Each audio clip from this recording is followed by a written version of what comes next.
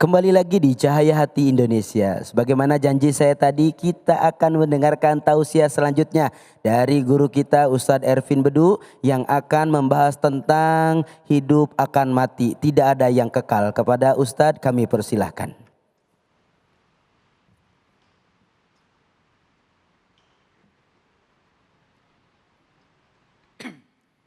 A'udzubillahi minasyaitonirrajim. Bismillahirrahmanirrahim.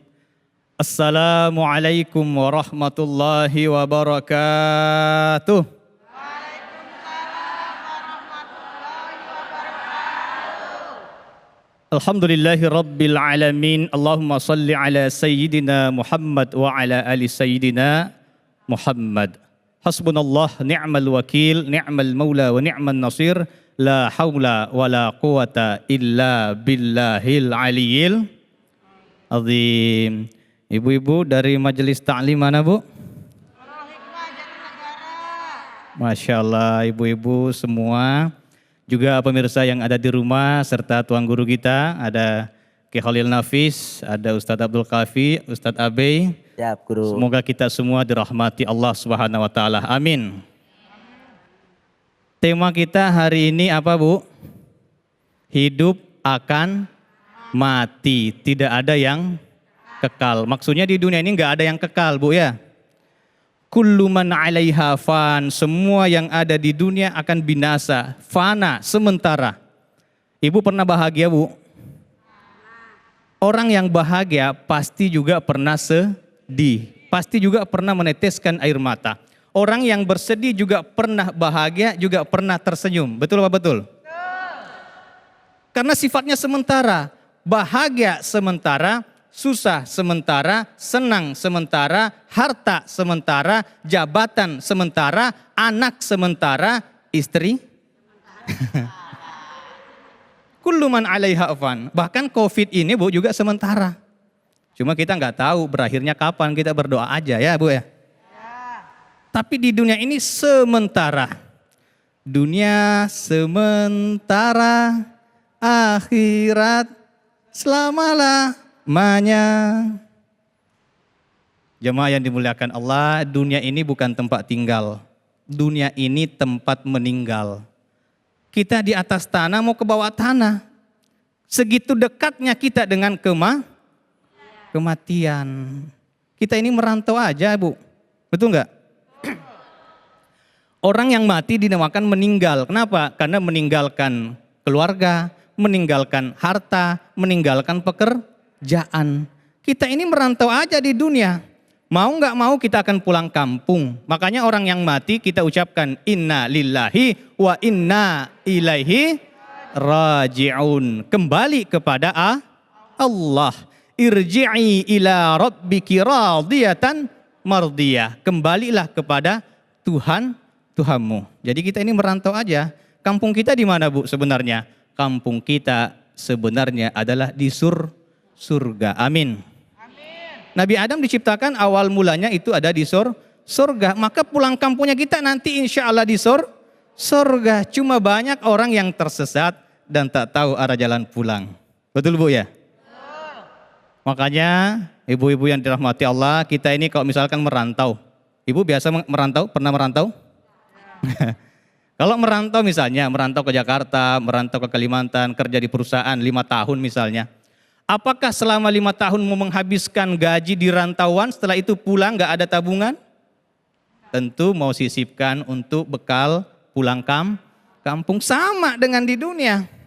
Ada orang yang hanya menghabiskan hartanya di dunia, tidak disisipkan untuk tabungan akhirat. Padahal dunia tempatnya menanam, akhirat tempatnya menuai. Apa yang kita tanam itu yang kita petik.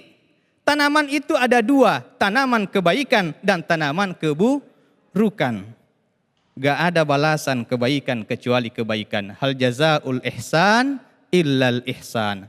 Maka Nabi SAW bersabda, man amila salihan fali nafsihi wa man asa'a fa'alaiha. Wa ma rabbuka bidzallamin lil abid. Siapa yang beramal saleh untuk dirinya sendiri, siapa yang berbuat buruk untuk dirinya sendiri, dan Allah tidak akan mungkin menganiaya hambanya. Ibu-ibu dan juga pemirsa dimanapun Anda berada, Imam Al-Ghazali pernah berkata, hidup di dunia itu bagaikan kita berada di meja makan. Di depan kita ada banyak makanan, ada banyak hidangan, makanlah yang secukupnya. Seekor semut ketika melihat gumpalan madu, kemudian ia hanya mencicipi di pinggir-pinggir saja, maka ia akan menikmati madunya, manisnya madu tersebut. Akan tetapi manakala semut itu muncul kerakusan dalam hatinya, ingin menguasai madu tersebut, ia mencelupkan dirinya yang kecil dalam gumpalan madu, maka ia akan berakhir tragis. Coba kita lihat sekarang, banyak orang yang ingin mendadak kaya, jadi crazy rich, terjebak dalam investasi bodong, ya kan? Cuan sekali, pengen 2 kali. Cuan 2 kali, akhirnya invest ratusan juta, bahkan pinjam kiri kanan. Akhirnya berakhir tragis. Karena memang Nabi sudah ingatkan, andaikan manusia diberikan 1 gunung emas, maka ia menginginkan 2 gunung emas. Andaikan manusia diberikan 2 gunung emas, maka dia menginginkan 3 gunung emas. Hatta dzurtumul maqabir, sampai ia masuk ke liang kubur. Nah, banyak orang yang takut mati karena menganggap bahwa kehidupan dunia adalah puncak kenikmatan dan kematian adalah pemutus kenikmatan. Padahal sebenarnya kematian itu adalah awal kehidupan yang sesungguhnya. Ada orang yang mengatakan bahwa kematian itu adalah musibah yang besar, padahal musibah yang besar itu ialah ketika orang hidup namun lupa akan kematian. Ada orang yang hidup tapi hakikatnya mati. Badannya sehat tapi hatinya mati. Qalbunya mati. Sementara yang berjumpa, yang selamat berjumpa dengan Allah ialah biqalbin salim. Hati yang salim. Maka pemirsa yang ada di rumah juga, ibu-ibu yang ada di studio, annasu niyam. Manusia itu bagaikan orang yang tidur. Ibu-ibu pernah lihat orang tidur? Pernah? Atau jangan-jangan ada yang tidur? Oh, enggak ada ya. Ibu kalau sedang tidur dikasih uang 10 juta, seneng apa enggak? Senang. Enggak. Orang tidur dikasih uang senyum. Pura-pura tidur berarti. Oh, pokoknya kalau judulnya uang, tidur pun senyum. Orang yang tidur, kalau benar-benar tidur, dikasih uang enggak seneng. Orang tidur, ya enggak? Orang tidur dikasih makanan yang paling enak, enggak seneng, enggak bahagia. Kenapa? Karena tidur. Orang yang tidur diancam ingin dibunuh, ditodong dengan senjata, dengan parang. Takut enggak? Kok takut? Enggak lah, orang tidur. Ya kan? Orang tidur diancam pengen dibunuh, enggak takut. Kenapa? Karena tidur. Begitulah perumpamaan manusia di dunia.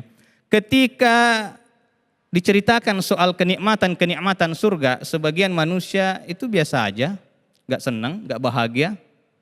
Begitu diceritakan soal siksaan neraka, mereka biasa aja, enggak takut, enggak gentar gitu ya. Kenapa? Karena tidur. Yang tidur bukan mata kepala, tapi mata hati yang tidur, mata batinnya yang tidur. Banyak ayat Allah dalam Al-Quran yang menceritakan tentang surga.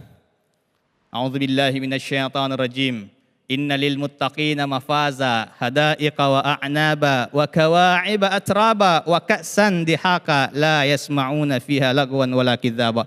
Diceritakan kenikmatan-kenikmatan surga, tapi mereka biasa aja. Kenapa? Karena tidur. Yang tidur adalah hatinya, batinnya yang tidur. Ketika Allah menceritakan siksaan neraka, inna jahannama kanat mirsada littaghina ma'aba labithina fiha ahqaba la yadhukuna fiha bardan wala syaraba. Kalau mereka masuk ke neraka, la yadhukuna fiha bardan, mereka enggak pernah ngerasa dingin. Bayangin tuh. Wala syaraba, mereka enggak pernah dikasih minum. Illa hamiman wa gassaka, kecuali air mendidih dan nanah. Tapi kalau diceritain kayak gitu, biasa aja, gak takut. Kenapa? Karena tidur. Kapan mereka terbangun? Ketika sampai ke liang lahat, liang kubur, barulah mereka terbangun dan berdoa kepada Allah. Rabbana absarna wa sami'na farji'na na'mal salihan inna muqinun. Ya Allah, kami sudah melihat, kami sudah mendengar, kembalikan kami. Kami ingin beramal soleh, kami sudah yakin. Tapi innal insana lafi khusr. Sesungguhnya manusia itu berada dalam kerugian. Manusia berada dalam penyesalan. Salah satu penyesalan diantaranya, satu, seorang laki-laki yang gak salat sampai ia disolati. Makanya salatlah di belakang imam sebelum engkau disolati di depan imam. Yang kedua, perempuan yang tidak menutup aurat sampai ia dikafani. Coba kita lihat anak-anak zaman now sekarang. Di medsos buka-buka aurat, joget-joget di pinggir jalan, di tempat umum. Seolah-olah mereka nggak tahu. Padahal mereka tahu bahwa dunia ini sementara, akhirat selama-lamanya. Jemaah yang dimuliakan Allah, kita ini camat. Tahu camat, Bu? Calon mati. Calon presiden belum tentu jadi presiden, betul nggak? Calon bupati belum tentu jadi bupati, tapi calon mati sudah pasti mati. Kita ini tinggal nunggu antrian doang. Ibu-ibu biasa ngantri? Ngantri apa? Minyak goreng. Ya sama, kita ini nunggu antrian aja. Kita nggak tahu siapa yang duluan. Apakah ibu yang duluan, saya belakangan. Atau dibalik aja, saya belakangan, ibu duluan. Tapi ingat Bu, orang tua pilihannya cuma satu, mati tua. Nggak mungkin mati muda. Betul nggak? Yang muda jangan berharap mati tua, karena mati nggak pandang umur, mati nggak mesti tua, nggak mesti sakit. Syarat mati cuma satu, asalkan ia bernyawa pasti mati. Kullu nafsin dha'iqatul maut. Sebelum kita tutup, saya ajak para jemaah sekalian, juga pemirsa yang ada di rumah, kita sama-sama beristighfar, memohon ampun kepada Allah Subhanahu wa taala. Astaghfirullah Rabbal baraya.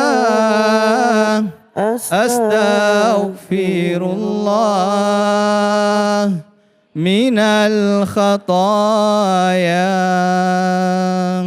Semoga Allah ampuni kesalahan-kesalahan kita, dosa-dosa kita yang nampak maupun yang tak nampak, yang kecil maupun yang besar, yang disengaja maupun yang tak disengaja. Amin. Allahumma Amin. amin. Amin, ya Wa Rabb. tazawwadu fa inna khairaz zadi taqwa. Berbakallah, sebaik-baik bekal ialah takwa kepada Allah Subhanahu wa taala. Cukup sekian. Wabillahi taufiq wassaada. Wallahul muwaffiq ila aqwamit thoriq. Wassalamualaikum warahmatullahi wabarakatuh. Waalaikumsalam warahmatullahi wabarakatuh. Terima kasih kepada Ustadz Ervin Bedu yang begitu banyak membagi ilmunya kepada kita semua. Insya Allah setelah ini kita akan menjawab pertanyaan-pertanyaan yang sudah masuk di media sosial kita di @cahayahati iNews di segmen Jamaah Bertanya. Jangan kemana-mana, tetap di Cahaya Hati Indonesia.